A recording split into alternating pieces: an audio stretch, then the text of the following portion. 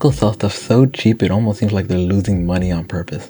But here's the twist. Costco made over $6.3 billion in profit last year, and that had almost nothing to do with product sales. So how does that make any sense? Well, let's break down how Costco's business model flips traditional retail on its head and why it works so damn well. Just some quick background. Costco was founded in 1983 and they're headquartered in Issaquah, Washington. As of 2024, they've got over 890 warehouses located all around the world.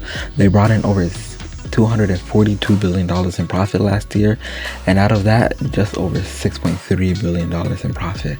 That's not too bad for a company that barely marks up any of their products. They've got 333,000 employees and compete with giants like Walmart, Amazon, and Sam's Club. But here's where Costco's different. It doesn't just sell cheap, it sells smart.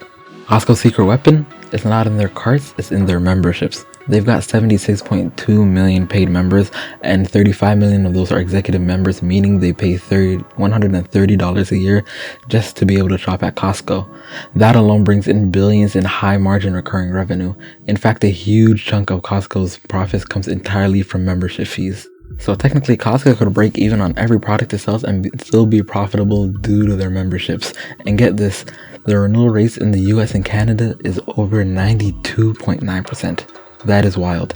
Meanwhile, they only carry about 4,000 products in each warehouse compared to like 100,000 at Walmart. Fewer SKUs means less clutter, better deals, and faster turnover. Ever walk into Costco and buy a bunch of things that you didn't plan for? That is all by design. They call it the treasure hunt effect. You come in just to buy a couple of paper towels, you end up buying a kayak and a big bag of trail mix. It's impulse buying made premium. Plus, there's the Kirkland Signature brand, which is Costco's private label. It accounts for over 25% of all sales, has better margins, and is sometimes literally made by the same factories that make brand named items.